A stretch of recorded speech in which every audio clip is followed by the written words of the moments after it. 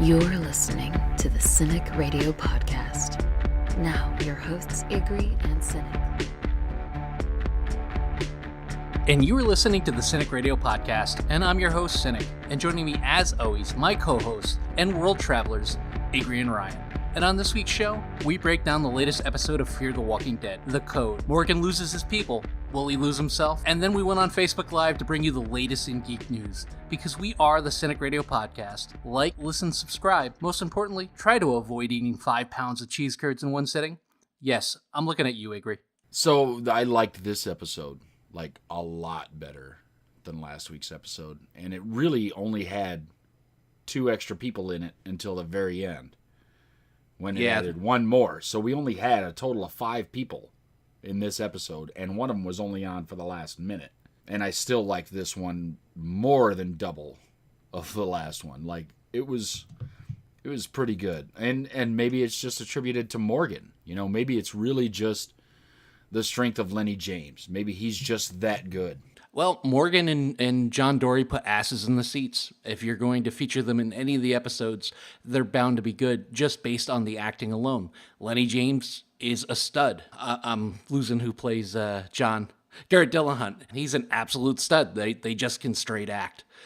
You know, the episode opened with the storm, which I was happy about, but it still seems like it's not going to play that much impact within the season. Was in the storm, he got out of the storm, he woke up the next day, it was over. When you put something on your poster, I expect it to be like an epic event. It's kind of a disappointment. I hope with the other 2 or 3 storylines that we have going on that they really play into the storm thing a little bit more. But I love him waking up in Mississippi because he's about 20% into his trip already. Yeah, like overnight. I mean, and that was kind of explaining getting out of the storm, because 400 miles away, you could be away from whatever hurricane is hitting. So I guess it worked, you know, it was convenient again, but sometimes you got to be convenient to get things to move. And while they didn't get a lot of movement, it was entertaining enough, and we got new characters, which that's the kind of stuff they needed to do. They needed to get either some fresh blood or something else going on to interact with the current cast. And that's the kind of thing that's going to get us moving in a better direction. Well, I'm going to throw it out to the room. Did you guys like the episode? The 6 or 7 of you in here already? Did you enjoy it? What did you think of it? What did you think of the pace and the storyline and the appearance of these new, not-so-savory characters? They're not so savory, but they're both doing a great job in their not-so-savory jobs, right? And one of the actress, the new actress, her name is Mo Collins. She's been in a lot of things. She's a comedian. So mostly comic roles, but she pulled this off really well. I mean, it was kind of a comedy role, just like 10% shifted over, because she was acting very flippant through most of it, but it worked. You know, it kind of gave it a little bit of a creepy vibe all the way through, that, you know, Morgan just kind of had to trust what was going on. And I see we got some people say they did enjoy it, and some people still saying they need to pick up the pace. And I agree with both. I enjoyed it, but we didn't get anywhere. Yeah, I generally, the internal struggle, although not visually sexy, very intellectually smart. You know, Morgan lying about the bridge, Morgan turning and going back 2 or 3 different times. He should really sit down and think this through and figure out which way he's going to go before he wastes all these resources and time and puts himself in jeopardy. But I really saw the struggle within Lenny James during this episode. IG, what would you have done? Would you have gone home? Or would you have gone back to your new friends that obviously need you, that are obviously fractured? You know, that's the trick, is, you know, he knows what is back in Virginia. And what's going on back in Texas with the fractured group, that's the wild card, you know. But, you know, me, I like It's Always Sunny in Philadelphia. You got to play the wild card. So I think I'm going wild card on that one. Yeah, I agree with the comment in the room. Morgan is most definitely my hero, too. I mean, every time he's on the screen, you can't do anything but root for Lenny James. Did you catch the callback when he got in the truck of the peanut butter power bar? I didn't catch callback, but I saw him going through everything, and I saw it was a peanut butter protein bar. I missed the callback, though. Yeah, that was a while back, though, right? Wasn't it? It really was. I mean, prevalent and clear, and then it was brought up again. I believe Rick admitted to him that it was Michonne that took it, and I like it because it's reminiscent to me of Zombieland, where Tallahassee's always looking for a Twinkie. It seems like Morgan's always looking for something with peanut butter in it. Well, peanut butter is a good source of protein in general. It's tasty, and the things that they're finding are pretty shelf stable. I mean, he found MREs, man. Those things will last like 20 years. They're great, and each one of those is loaded with up to 3,000 calories. So, like, literally, if you get a hold of those, just one a day will, like, get you active enough to be able to actually function the whole day. And if you can eat more than one a day, you're even doing better. And so, like, him having to walk everywhere isn't really as big a deal when you have the caloric intake to make that happen. If we had Ryan George here, he'd let you know all about that, because he'd probably agree that that's a great source of things to get you moving. And they really last forever, which is nice. They're easy to manage. They last forever, and there's quite a bit of food in them, right? You ate them when you were in the military. I did, and there are a few that aren't great, but there are some that are really good. So, like, and they all have, like, coffee and some kind of juice mix in them and everything. And you generally get, like, crackers that you can put some kind of spread on that normally comes in the MRE, so you get peanut butter or cheese spread and things like that. It's all things that are tasty and easy to eat and give you a lot of energy. So, I mean, you really can do well with an MRE. So, did you think that by him walking to the map once he realizes he's in Mississippi, tracing forward, that he may be on his way home? Well, I think that might have been his goal to begin with. I think, the fact that he's basically on his own and he's not paired up with anybody from Fear at this point, maybe he was trying to run back to Alexandria, and I'm hoping that's not the direction they keep going. I hope they do let him go back, and then they don't all head off toward Alexandria. I don't want the crossover. I think they need to maintain their separate areas, do their own thing. We cross it over, it's going to be the end for both of them, because that means they're out. They're out of ideas. I wouldn't mind a brief crossover. I wouldn't mind, like, a very special couple episodes, but it would be the end of one show or the other. If one was starting to wind down, and you never know, Fear's ratings still aren't what Walking Dead's are, even though they're declining every week. I don't want to see that happen. I like the shows independent of each other, and it feels to me like they are getting ready for one of them to maybe fold into itself, because there's rumors of a pilot starting to come together for yet another show. Yeah, well, what would they do? I mean, one of them, it just adds a word to the regular title, so would they add another word and have a fifth word and just merge them both together? Is this going to be like the different names of the band Oingo Boingo that had like 8 different names depending on who was in the band? Great comment from the room. It is kind of drawing out the story, and he probably won't get back till the season finale. Him and his kind of gang that can't shoot straight will probably show up at the right time to save whatever's going on there. So, do we know who that lady was at the end, by the way? I mean, they really didn't name her, but that was kind of a great twist. I don't know, unless she has a whole army of people behind her, that we need to be scared of her, but she does have a pet walker. She looks like Michonne if she really let herself go. That kind of cracked me up a little bit, and she's drawing on the walker's face. She's definitely evil, that's for certain, but who knows where that storyline's headed. But it did draw me in the last couple minutes, and really made me couldn't wait for next week. Yeah, the moment that we had her, I mean, kind of seemed like a Cajun witch doctor kind of vibe coming out of her, but evil and cool and everything at the same time. The charisma was there, so yeah, it got me excited. And I'm hoping that that's something that's going to start to show us some movement, because I think it could be a lot of fun to watch. So, I mean, that's one thing we've been missing. So far, the bad guy has been the Storm, really. I mean, they had a little bit in the front half of the season, but there really hasn't been a consistent threat. So it needs something. I mean, they're too fractured right now to go into conflict with another group, but then again, that might bring them together. I mean, this lady can't be out on her own manipulating things and be a real threat unless she has, some sort of army behind her, some sort of henchman, or maybe she's controlling the dead. She did have kind of a witch doctor-like vibe.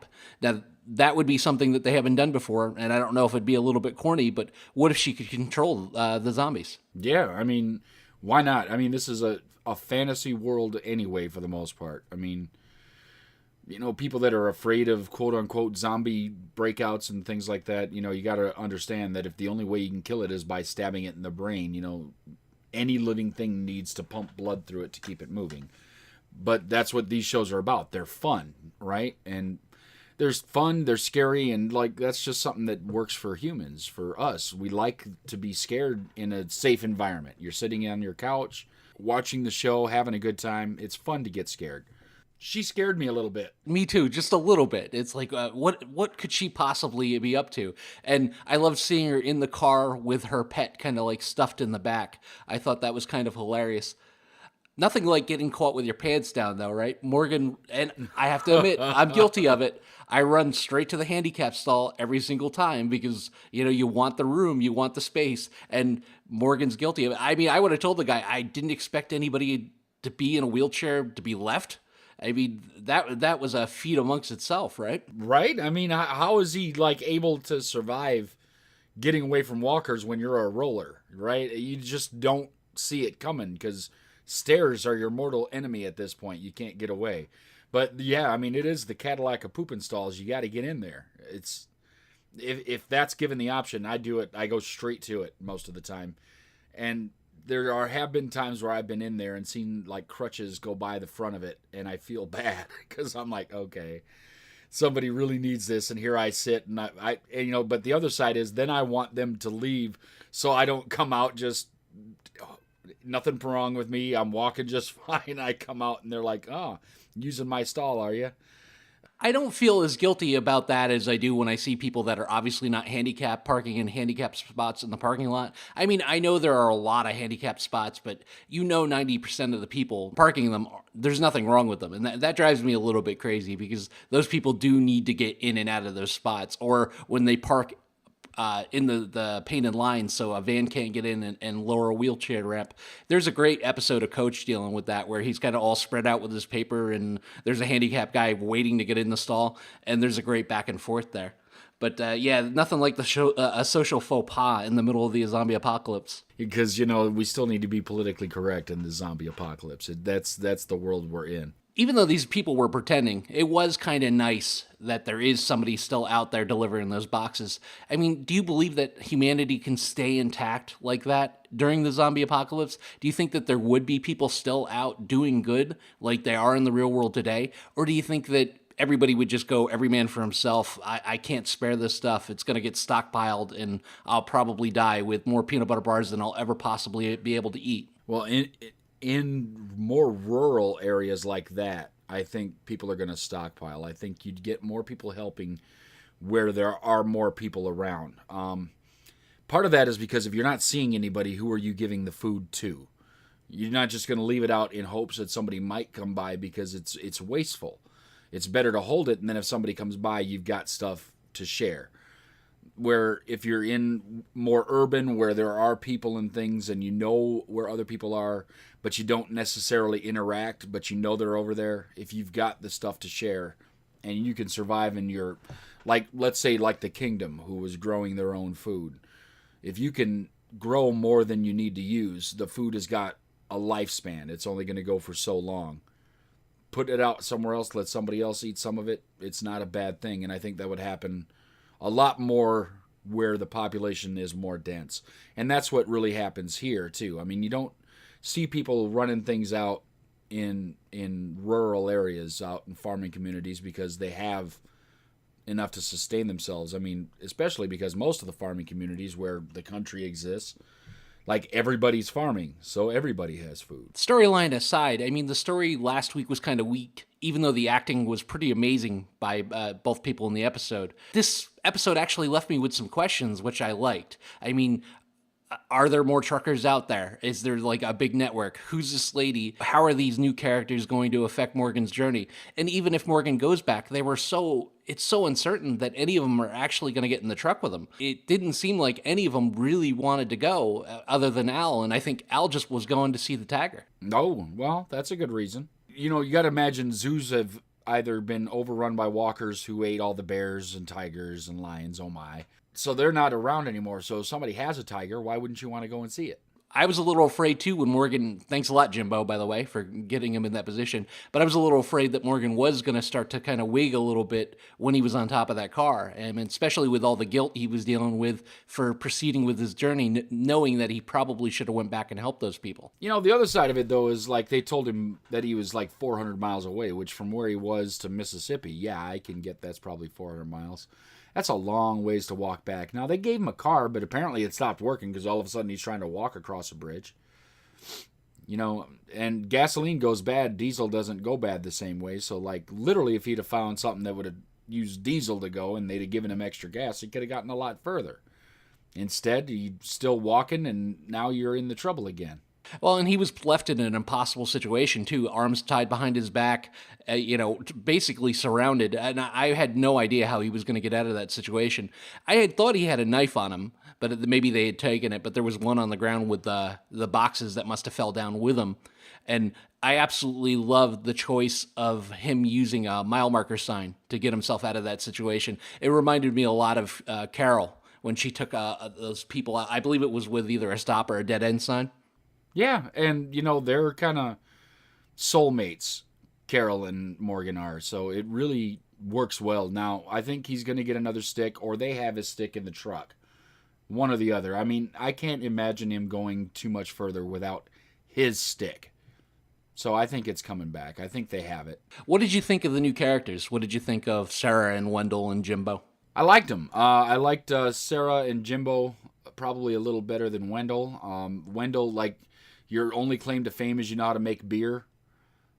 And, you know, I guess it's important. But in the grand scheme of things, I mean, all the things that would go into making the beer, how much more useful would it be to go into making actual food instead of beer? But everybody wants beer. So, I mean, there is caloric value to it if you're making it right. You could substitute some food and you could feel good. And, you know, one of the things that was probably underreported is the importance of finding ways to unwind. Like, the military even has groups that are their only job is to improve morale. Like, they bring games and sodas and other things around just to improve the morale of the boots on the ground so that they have something to do. Because, like, if you're just stressed all the time and have nothing to do other than be stressed, you can only go so long and so hard before you're just not going to go anymore. You find beer to be an odd thing to be working on in this type of situation, but this is what he knew beforehand, and this is what he knows now. And I believe he said something along the lines of, you're either looking for a purpose or you have one, which is pretty great in life. You know, you either have a purpose or you don't. And the fact that this could open up a lot of doors for him if he could barter and get himself in a position by doing a skill that he knew. He's just not, a good candidate to survive. What surprised me more is Wendell being a paraplegic and still being alive in this atmosphere. And how the hell were they getting him in and out of the truck so well? Yeah, I think, what's her name, Lynn or something? She has to be really strong. Because, I mean, I think she just hucks him up there. Like, maybe he might be a paraplegic, but he's lost so much weight in those legs since they don't work that she just picks him up like a sack of potatoes and throws him in there. Well, it's really a question of humanity. You know, this comment from the room where you would think people would come together, especially since there's a bigger imminent threat. And they don't. They're selfish and self-serving, and, you know, they'll cut their own mother's throats to get ahead in the world. I wouldn't really trust a stranger either in these situations, especially one that's kind of bound with a hood on. I would just figure to myself, this guy probably did something along the way to deserve the situation that he's in. Would you have went charging across the field to save Jim? No, I probably wouldn't have. But going back to your point there, one of the reasons that the Saviors were so strong is they had a defined leadership structure. And the leadership, at least in public view, was fairly unflappable. So, like, Negan, like, when everybody's standing in front of him, was pure Negan. Like, he didn't waver, he didn't go in other directions, and that's easy to bring people into the fold at that point. So you find new people, you bring them in, you acclimate them, and you move on. And that's what a lot of these places are missing, is a clear leader. Because, I mean, what's happened with the rest of the people on The Walking Dead is they'll show up and take over and become the leaders where they're at because the leadership group is stronger. with Rick and Maggie and Daryl and all of them. I mean, the leadership group just works better. So that's what is needed. And so far, nobody has taken a good leadership role. And the one who did is dead, theoretically. There was a great quote during the Walking Dead Underground chat. They do a live thread every week, and everybody that's in there is absolutely brilliant and funny and very show oriented. And they were talking about the same thing. Like, these guys want to really go back to Alexandria because one of the survivors that we know from the original show will take them all out. Send them back and feed them to Jerry. Carol and Daryl won't even have to put their beers down. Jerry will take care of them. So I thought that was kind of funny that, these low-end, grifter types are, well, we'll go to Alexandria and we'll take advantage of them and we'll be safe there. No, you won't be safe. Trust me, you won't. Yeah, they're the wrong group to mess with. They've been through actual war versus this kind of little BS these guys are going through. Well, let me throw it out to the room. I asked you, let me throw it out to the people in the room. Would you guys put your neck out to save Jim? Running across the field, he's bound, he's got a hood on his head, and kidnapping somebody over beer just seems like such an odd proposition. Especially when it's not actual beer, it's knowledge of beer. It's not like he had a truckload of beer and they wanted it from him and he wouldn't tell them where it's at. It's literally just, we want you to show us how to make beer. And the unfortunate part about that is it's generally such a controlled environment that you have to do it in, that if you don't recreate that environment properly, it's going to be pretty ineffective beer, or it's literally going to go rancid. I mean, if you know anything about it, like, you have to have sterile equipment for most of the stuff, because otherwise you'll get bacteria in there that you don't want. But there are bacteria you need to go in there because you have to use yeast and let it culture and do it. It's a process. It's a big process, and it takes time. It takes patience, and it takes know-how. So are they really going to spend the months to years to learn how to do it properly? We got one comment already says, nope, I would have killed him. Okay, maybe you just don't run down there. You let him continue to run around with the sack on his head, and just whatever happens, happens. I don't know if I would actually take the chance in going to kill him, because, like, that puts you in another position where now maybe you're in danger that you didn't need to put yourself in. The room turning very anti-Jim as they would do nothing. I mean, you don't really need to kill him. It would have worked out itself, because he was in pretty dire straits by the time Morgan got over there to help out. Hold on, let me get my death stick. And it really did seem like it took forever for Morgan to get over there to help him. One person here says they would help, but they're saying they're crazy, so I don't know if that's a good reference to use. Well, crazy's good. It'll get you far in this world. Well, and it'll get you even further in that world. A little bit of crazy's kind of good to fight walkers with, so that's not a bad thing. The show's been around for 8 seasons, or 9 seasons now, The Walking Dead. This show's been around for 4. They don't get noticed at all, ever, by the Emmys. Mainstream awards thumb their nose at this show, and I think it's such just a miscarriage of justice, because how do you not recognize Melissa McBride? How do you not recognize Lenny James? Or even, Andy on a smaller scale? I mean, Andrew Lincoln, some of his acting has been amazing throughout the course of the season. It's a horror show. I get it's a zombie show. But I think it's time. I mean, the fans demand it. I think it's time that award shows start looking at the performances, because it doesn't get any better than Lenny James. When he was up there and that little monologue about doing the right thing, and when he finally got off, it's better acting than you see in movies. And I'm kind of tired of them not paying attention to that. What I think about that is the show suffers from, like, its place in the world, right? There's other shows that all around they think are better, or they just literally spend more money on them. Because that's where a lot of the nominations, both for Oscars and Emmys, come from, is from who's going to throw the most amount of money at the people to try and get the most votes. But unfortunately, you're right. You don't get any better acting. You don't get anybody doing a better job. And all of a sudden, like, you can't get even a supporting actor nomination. And they'll nominate like 8 and 9 people now. And you can't get just one for one of the seasons, as good as they've done. I mean, you can't tell me that Negan, like Jeffrey Dean Morgan, didn't deserve one after his portrayal of Negan last season. It was so strong. It's just crazy that there isn't a better supporting actor out there right now, I don't think, on any show. And he couldn't get... And they even break it up by drama and comedy and everything else. So even just for dramas, like he should have gotten it for that Best Supporting Actor nomination at a minimum for the drama. Now, if he doesn't win, that's fine because the nomination's the important part. And I just think they suffer from AMC's not going to spend the money to try and get those nominations for their actors, and that's not necessarily a bad thing because, I mean, sometimes then people get it in their head that they got this nomination, now you need to double or triple their pay.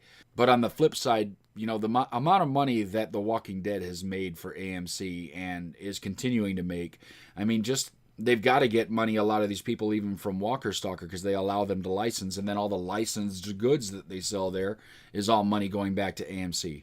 That's the problem with cable in general. I mean, HBO was known to be cheap, but AMC is really, really thrifty with the way they spend money. I mean, if you look, they almost killed the show in the second season by halving the budget. They basically went and they said, all right, well, we want you to double the amount of episodes with half the amount of money. And that wasn't a good position. And a lot of people have problems with the second season of the original Walking Dead because nothing really happened. They didn't go anywhere.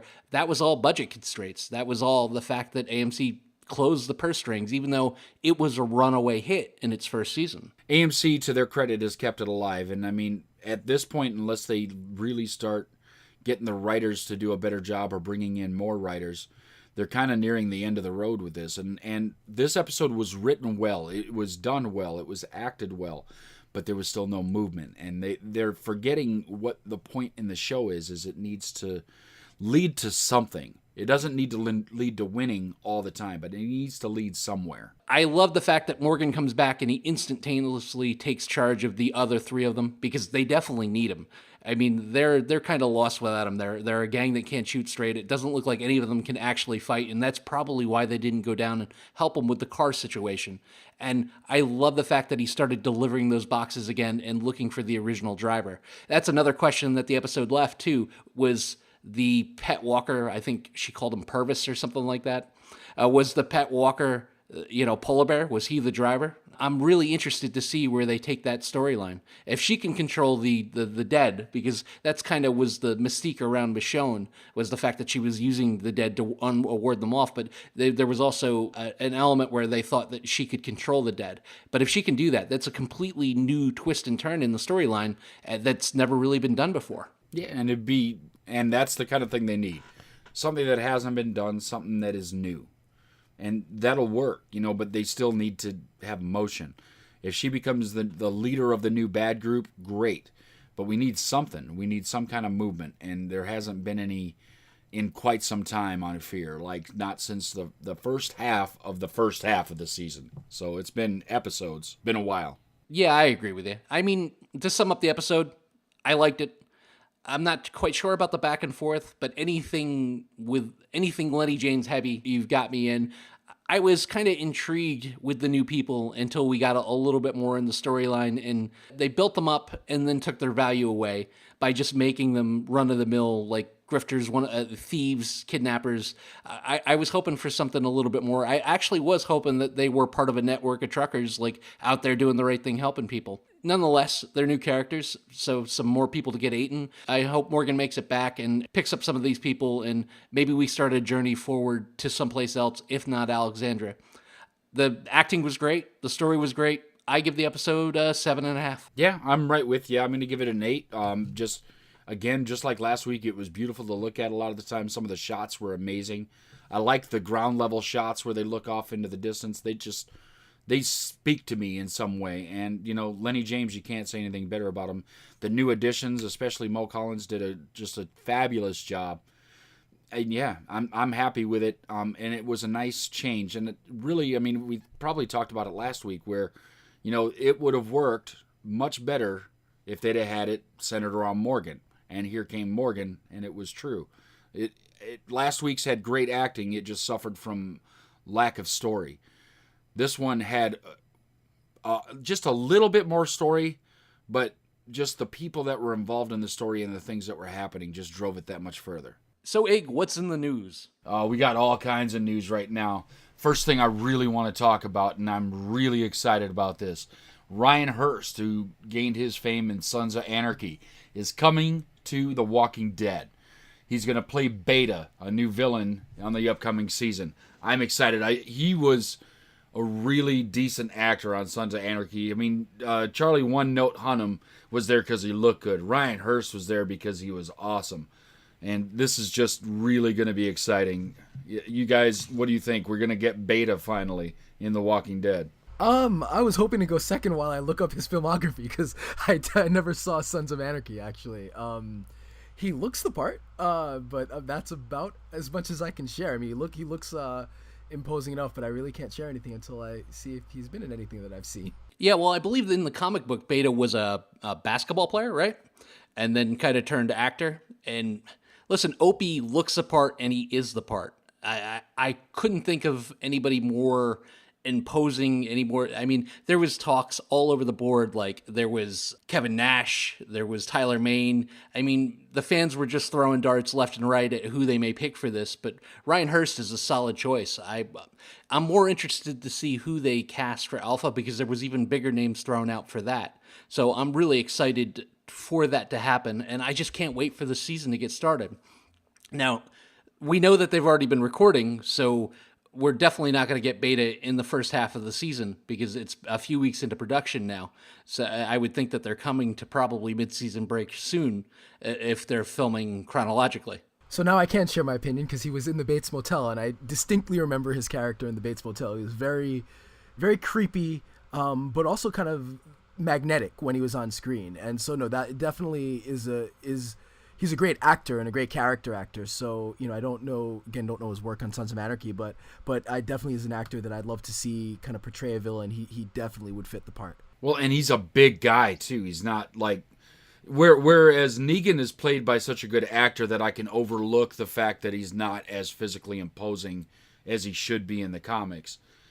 Ryan Hurst is a physically imposing man. He's a big man, so I think it's a really good choice to play somebody like this, and it's somebody that you can have a physical fear of, and I just think it's really exciting. I think it's going to be a nice direction for the show to take, and not really dangerous, but exciting enough to get people back into it. Well, yeah, without a doubt, and the Sons family and the Walking Dead family have been coming together quite a bit in the Walker Stalker cons, because they've been kind of putting these guys together.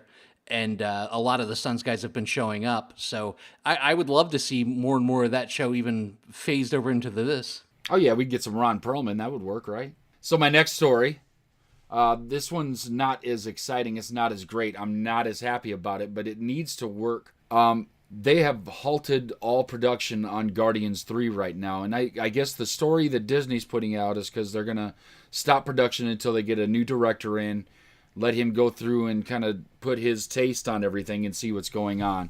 I don't know if I buy it completely, because my understanding is the last story that came out says that Disney wanted to use the script that had already been written. And so why do you... I mean, pre-production is a lot of other stuff going on, set builds and everything else. So what are they waiting for? They can get those things moving. They can get costumes built and minor casting off to the side done, and I don't know what they're waiting for. I think it's a sham. It's not a sham. What the problem is that you can't distance yourself from the director and then use his script. I mean, the Directors Guild isn't going to allow his name to be taken off the big screen, so we can't have anything to do with James Gunn, but that's going to be one of the first names that pop up when the Guardians 3 starts rolling. Yeah, written I think by it's a at mistake. least. Yeah. Yeah, I think it's a real mistake not to use the script, because the first two movies were great. This is a huge faux pas on Disney's part, and I think they're going to see it in the box office the next time the Guardians kind of roll around. Whoever takes it over isn't going to have the passion or the vision or understand the characters the way that James did. What do you think, Ryan? Well, I definitely understand halting production, because especially no matter what director you get in, you're going to have to get somebody in that's going to encourage the fans and get the fans excited. So you think of a guy like Taika Waititi. Like, if he comes in, he's not using that script. Now, he may use it as a blueprint, but clearly he's the type of person who's going to have to go in and edit it and fix it up. So I think they're in the process now where they've got to find a director. They got to find somebody who's going to get fans excited about this, especially with the first two movies, being mostly well regarded. And then that person, even if they use James Gunn's script, they're going to have to go in there and fix it and change things. So it makes sense. And then you have a situation with like Batista, who knows if he's going to do it or not. So it makes sense to halt for now, figure things out. I still think, they should go with James Gunn. Maybe there's a world where they resolve it, but it seems like Disney's pretty set on distancing themselves from him. So, we'll see where it goes. There's two interesting things there, IG. I mean, number one, would James Gunn want them to use his script if he did kind of distance himself from the movie? I mean, would he want his vision to be up there even though he can't take credit for it? And number two, there is no way that Dave Bautista, who this is his biggest break since the WWE, is going to walk away from this part, because if he does, he's got balls as big as church bells. I can't imagine anybody throwing away a golden opportunity. Like, he's becoming so well known for this part. IG, do you think he walks away from it? No, I don't think he walks away from it. I think that, one, he's got a contract, which kind of puts him in a legal place to have to do it. And I think he knows that the fans want him. Like, he's been so well received in his Drax role that if he would leave, while it might be the right thing to do for him personally, but just to stand up for James Gunn, it's going to hurt a bunch of the fans that really have no fault in this. Now, I think that the converse might happen, where Disney will decide that there's been a lot of pressure and maybe they're going to fold, because while the things he said were abhorrent, they were also 10 years ago. The world was honestly, even 10 years ago, quite a bit different and more tolerant of some of the things that people were saying. It's all changed a lot based on the Me Too movement and the actual atrocities that have come out of Hollywood. So we have to be a little more sensitive about those things now. But really, you're going to beat up on somebody for things that were that old, and you hired him anyway. And then Disney, let me say one little phrase to you here and see if it kind of rights the ship. Song of the South. You guys put that out, and nobody's trying to blackball Disney. If you can have that in your history and still think that you're this front-running, like, woke company, maybe you ought to just kind of remember that we still all have histories, and James Gunn's allowed to have one, and he's been a really good guy as of late. Well, this drives me insane, too, because the content of those tweets are 10 years old. I mean, how much have you changed in the last 10 years? How much has anybody changed in the last 10 years? Probably quite a bit. I mean, this guy went from a nobody just trying to be funny on the internet to, a mildly successful director to a household name, and suddenly he's accountable for everything he says. And as an adult, we should all know that the internet is most definitely written in pen. But back then, nobody thought about that. They were just trying to get recognized on Twitter. They were just trying to get likes. And, he's got a real dark sense of humor, which I can appreciate, but I don't think you should lose your job over it. Ryan, do you think it was a mistake taking him away from the project? Yeah, I don't think I have much to add to what you said. I think what context is the key to a lot of this, and I think, it just doesn't hold up. And I think, at the end of the day, I think Disney is too much trying to play the middle, and it's unfortunate because he is a good director, and I think more than anything, he knows these characters inside out, and no matter who you get on this project, you can get Christopher Nolan. Nobody is going to do justice to the characters the way that he has, and he just has a passion and love for them that's clear. And I don't care. I didn't love the second one, but you still it exudes James Gunn's kind of influence, and he knows those characters. So I think that Disney made the wrong decision.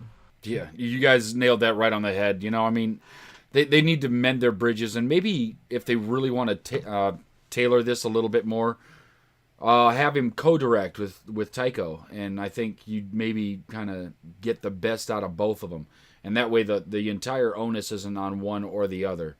I think that might work. And I don't know, have they started another Thor project yet where they got Taiko doing something, or I don't think so. So maybe Taiko's just sitting out on a limb doing nothing, being funny, making Korg jokes to everybody. So maybe it's just time to bring him in on another project and bring him in to work with James on Guardians 3. I think it'd be a bold move and the right way to go. Next story. Here we go. Everybody, you know that we here at Cinik, we love The Office.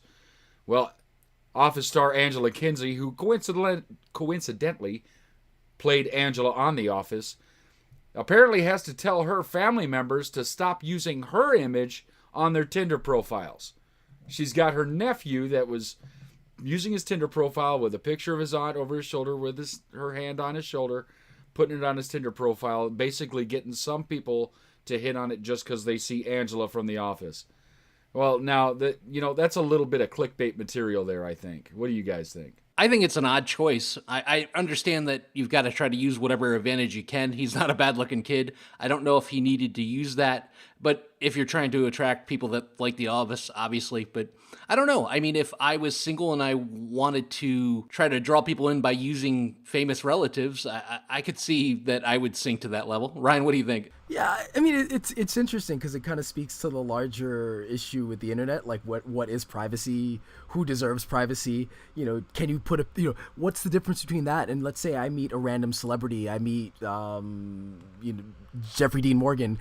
Can I put a picture with me hanging out with him on my Tinder profile, or does it count? Does it matter because I don't really know him? Like, I think there becomes that kind of issue of what is a responsible thing to post and what's not. I think it kind of sucks. Like, at least since it's a relative, at least ask her if it's okay. But yeah, it's kind of weird. I think it's more okay if you did like JDM. I think that's more okay. I mean, because you probably paid for that picture most likely, so it's probably. And again, more there's okay. like the personal connection. So I feel like when you have that connection, like at least ask the person, say, "Hey, look, is it okay if I do this?" Like, it's different if you don't have that real connection, and yeah, it's a little strange. So Ryan, would you say that you would do it? Would you use it to your advantage or no? If I had a famous relative, Yeah. I would ask them. I'd feel weird about it because it's like and the worst thing I'd want is someone to find out my Tinder profile has a picture of me hanging out with them. It'd just be weird. Like, I'd rather if I needed to use that picture, then I would ask first. Well, it's the taboo involved with being on Tinder, right? I mean, you're there. There's one specific purpose for being there. You're there to get laid. So I don't know if you want auntie on your photo or uncle or anybody that close to you. How about you, IG? Would you take the easy road? Oh yeah, without even a second thought. If I had a famous relative, they'd be in everything I did. I'd carry pictures of me with them everywhere I went. I'd show everybody. I'd be like, I'm related to so and so, right? Everybody. Not a problem. Not even a question in my mind. You can't tell me you wouldn't either. Like, you're related to anybody. You would just ride their coattails to anything. Well, it depends on the relative, and it depends on the format. Like I said, female relative in Tinder, I just don't think I would do that. Anything else, yeah, I would pine the shit out. I would change my last name to whatever their last name is if we weren't related by blood. Yeah, you just tried to get it. You do it for free fucking tacos. Don't tell me anything else. More than likely. I love tacos. I actually have a famous relative that if I had used, I don't know that I met him once. I don't know if there are any pictures, but if I use it, it would probably turn people off. And remember Tiny Tim, the guy with the ukulele? Yeah. So You're he was related to Tiny Tim? Yeah, he's like a third cousin of mine or something like that. Second or third cousin. But yeah, I was related, or I don't know what. He did that weird falsetto thing, man. That was great. Yeah. Tiny Tim, man. That's one you get. I don't know. The internet has turned into a weird place. You might be able to make that work. Yeah, right. So our next story is, man, this is inspirational shit right here. We got this kid that decided that he was going to try and get The Rock to hang out with him, and his plan was ingenious. He was going to tweet at The Rock for 100 days straight, talking about, I just want to hang out with you, and it's like he just kept going. He was putting up memes, everything else. It was glorious, and I mean, this stuff is all out there. Right, this kid's name is Jordan. His Twitter handle is @SJordanBaker. And he's just going on, and just like, The Rock needs to hang out with me. After 81 days, The Rock finally answered him and just saying, the time to hang out waved bye-bye to me a long time ago. But then he said, how about this? Next time I drink my tequila, tonight, I'll raise a glass and toast to my pretend hangout buddy Jordan. So he got a personal response on Twitter from The Rock. Still, even though he took that minute and a half to respond, isn't that a little something? Isn't that kind of cool? I like the fact that he responded. I thought the response itself was pretty weak. Some of the things that Jordan was doing were pretty funny. I mean, I would definitely look up not only the article, but I would try to find his Twitter, because the kid is pretty witty, he's pretty smart, he's pretty funny. There's no way that The Rock is hanging out with him. I mean, there's no way The Rock is hanging out with any of us, no matter how you could tweet for 1,000 days. He probably responded just to get him to stop. That may be true. You think anything about Ryan? Could you get The Rock to come hang out with you? I mean, I know he's 4 feet taller than you are, but still. Probably not, but no, I think it was an appropriate response. That's the internet. Like, it brings out these amazing, weird stories. That seemingly daily we get something like that, and it's really cool. Like that he actually did respond to him. But also then I think like, hey, why not hang out with him? Find a way to make it work. But then I think the guy seems kind of creepy, so maybe it's a good thing that he just kind of. Yeah, 100 days. And that's it. Yeah. 100 days, man. That's like not even taking a day off. Couldn't it give it a 1 day rest somewhere in the between, take the Sabbath, something. Come on, man. Yeah. So on the other side of the internet now, right, we had kind of a cool story. That one's, kind of a little heartwarming, kind of nice. Then we see the dark side of the internet where people are dark and retarded all at the same time. And excuse my use of it, but these people are slow. They're damaged. Because there's this kid named Sean Small, 18-year-old senior in Indiana, was arrested last week from posting a clip to his social media page from the game that he plays called Walking Dead: Our World. It's an augmented reality game that puts characters into a real-world setting. And in this case, you're just killing zombies. Like, you can see real-world stuff, but zombies come up and you kill them with your phone. Well, and he wrote on the video, finally something better than Pokemon Go. And somebody at the school, another student, reported it like, I'm concerned with this, show that he's going to shoot zombies inside the school. And so they arrested him. Like, there's no differentiation between an augmented reality thing and, like, actual school shooters, which is like, can we not cross that line where we understand fake from not fake anymore? This is obviously fake. It bothers me a little bit. What do you guys think? Well, I think he should be put in jail, not for showing it in the school, but for playing the game at all. I don't know if either of you guys have tried that game out, but I waited forever for that once I heard that it was a concept, and it is a complete bust. It's a complete disappointment. I wouldn't spend another minute doing it. It's a total overreaction. I can't believe that we've got this kind of crazy that we're going to lock a kid up for showing clips of a video game that he played in school. I mean, give him detention, sure. Tell him, take his phone away till the end of the year, whatever. But this kid's going to end up with some sort of record, and he did absolutely nothing wrong. Yeah, it's just goofy, Ryan. Yeah, it's another situation of context being everything, and I understand schools being sensitive to these types of situations, and you want to discourage anything that might generate a reaction or fear, out of people. But it wouldn't take long to kind of resolve this situation and realize, okay, this isn't bad, this isn't serious, this doesn't require, any real intervention. Tell them maybe don't post that and be done with it. But I think, I think it's just, again, we address ridiculous parts without really addressing the elephant in the room, and I'll leave it at that. But I think we overreact to situations without really looking at the context and understanding why things are the way they are, and really looking at ways to make things better. Yeah, and you got it right on the head there. We really need to make sure that we're not overreacting to everything that might be even the slightest bit controversial, because he wasn't saying anything bad. He wasn't saying, like, I wish I could do this to the other students in the school or the teachers. He was just saying, I don't like Pokemon Go, but I like this, and it's shooting zombies. And we've, been playing first-person shooter games for, 25 years or longer here, because we've had Doom and Quake and all of these other games that, that's a pure genre, and they're just trying to do it with a phone where it puts it into the world. It's just goofy, and I wish that people could just put things in better perspective. You put yourself kind of in the shoes of an administrator in the school, and you can understand, okay, student says, they want to shoot zombies. Well, if they're not into any, video games, they don't understand what's going on, you can understand the reaction, a reaction. Like, what does he mean by that? But, once you're, how do you see the student and then not figure it out? Did they ask him? Did they question him? Was the kid being a dick about it, or was he forward about what he meant?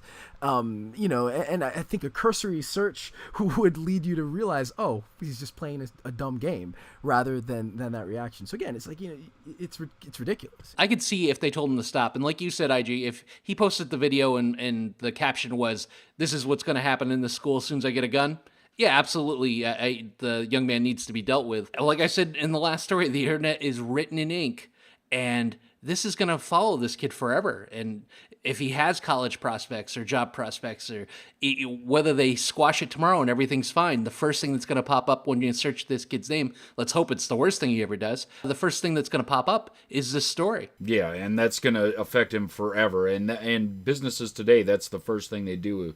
You put in an application and they Google you and see what's going on. Do you have a history?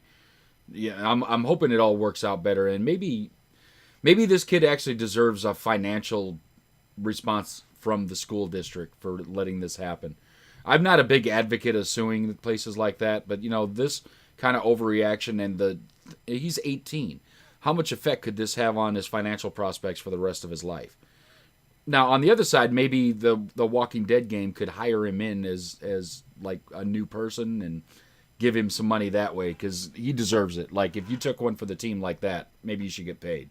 My next story, this is great, all right? Cinik, I'm going to tell you, this proves that time travel is real.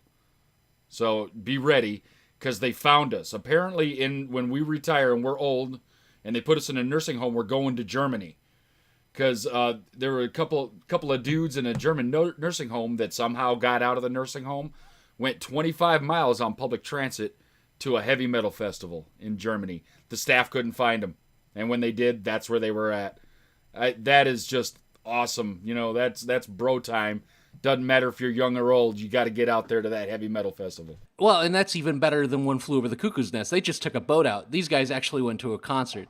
I mean, nothing like going out in style. I don't know what band they saw, but I respect any decision they made that day. We get older, but it doesn't mean that you have to be old. And I love that. And a prime example of that was my grandfather. Like, the guy was mid to late 70s, and he acted like he was in his 40s. He was so full of life, and that's exactly the type of thing that he would have done. He just always kind of a rabble-rouser, always kind of making trouble, and if he was in a nursing home, he probably would have broke out and done the same exact thing. Yeah, that's it's a heartwarming You coming story. with us, Ryan?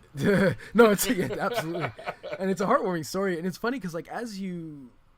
I'm not that old, but as you approach 40, you start thinking. I start looking towards people who are young in their 60s and young in their 70s, and those are like my heroes. That's what I look towards. Like, I have a manager at this gym that I work at, and I thought he was late 30s, early 40s. I've always thought that. He's in super good shape. Really, just dresses amazing. Like, he's perfect style. Really nice guy. Quick. And the other day he's like telling me how he's going to retire. And I'm like, what do you mean retire? He's like, yeah, I'm 62. I was like, from that moment, you're my hero. Like, I want to be you when I grow up. And it's like that. So yeah, it's like, it's great. I would totally want to be with you guys, sneaking out of the nursing home to go to a heavy metal concert. Yeah, rock on, brother. Here we go. Yeah, that's my partner at work. Runs 3 miles a day, works 80 hours a week, and he is just about 60, and he looks like he's about 45. I don't know what he's been eating, but I'm definitely going to look into it. Yeah, and then we've got the next story where colleges around the world are going to weep. Somebody really wanted some ramen because a thief in Georgia somehow had stolen nearly $100,000 worth of ramen noodles. I don't know how he stole 6 semi-trucks at the same time, because that must be what it takes to haul that much ramen noodles, because it's like, 12 cents a packet anywhere you go? My Lord. They found this guy, like, later. He was it was a 53-foot trailer parked at a Chevron store in Georgia, Interstate Highway 85. And the theft occurred between July 25th and August 1st. But they caught this guy. In addition to the ramen heist, they're also looking at a string of other thefts, including car break-ins and a stolen motorcycle. But really, the ramen's where it's at, because I think the entire South was going to be populated with ramen out of this. Yeah, I love that meme that floats around the internet where it's a tractor trailer that flipped over and there's ramen everywhere. And I think it's a net loss to the company, $1.21. What is in that stuff that it is so cheap? That's what really scares me. Is it that food itself is overpriced, or ramen is probably primarily just compressed dirt? I'm not really sure, but it's delicious, even though it's 90% salt. Yeah, who cares? It tastes so good. Like, it's addictive. It's a problem. It's like chicken skin, deep fried chicken skin. It's the same thing.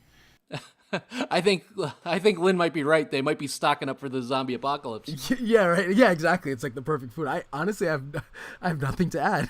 I love ramen. But You're probably one of those bougie clowns that eats that fancy ramen costs $24 a bowl, aren't you, out there in New York City? Sadly, yes, but I'll take you one step further. I went out of my way before I left a couple weeks ago. I went out of my way to get a ramen burger. I was craving a ramen burger. What the hell is like, that? This pop-up shop opened up like far out of the way, but I was like just craving it, so I went like way out to it's literally they make the ramen, and then they compress it, they fry it, and then they put a burger between it, and it had like a fried egg, and it was awesome. It's a burger. It's ramen burger patties with ramen in it. It's amazing. Yeah, that's not bougie at all. Like, I'm bougie, but my God, Ryan. Lori says it's flour, baking soda, and water, and compressed dirt. My next story is just amazing. The things that you can find on the internet, it's just, and of course it comes from Florida. Last week, an 88-year-old man was arrested after police say he burned a raccoon alive. And he burned this raccoon alive because it was eating his mangoes. Oh my goodness. So this is Ezra James. He says, 88 years old, first time I ever have to go to jail. I never thought about killing nobody in my lifetime. No man, no woman, no kid. Then he says, I threw some gasoline on him and lit a match.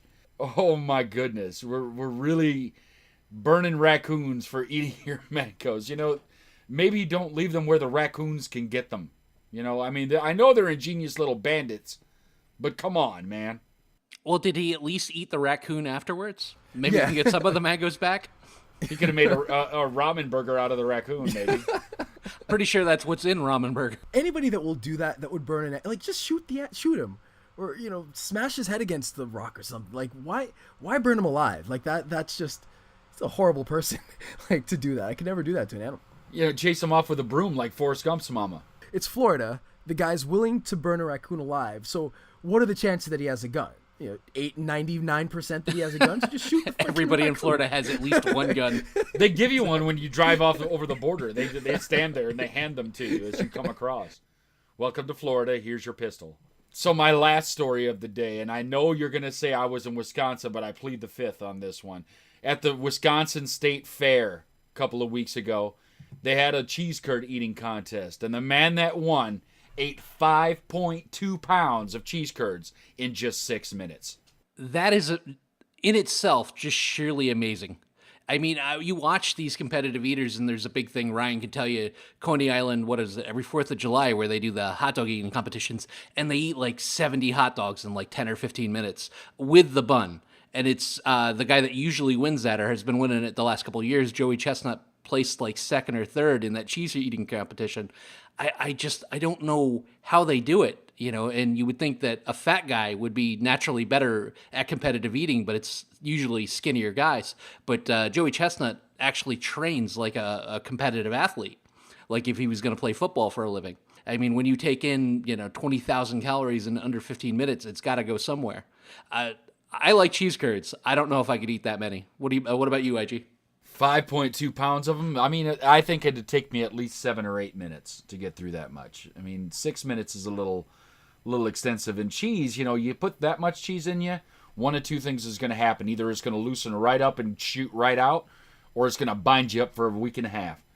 I don't know which one's going to happen. I thought it might have been Ryan's good friend, Kate.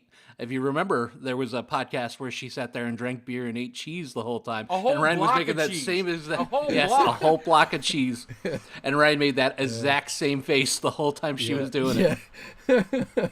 It's a competitive sport, so I'm never surprised when I hear about what competitive eaters are able to do, because you read and hear how they actually train, and like you said, their training is no different from a professional athlete. So I'm no longer surprised. Sometimes I'm surprised by the kinds of foods, like cheese curds. Like, what's that going to do to your stomach?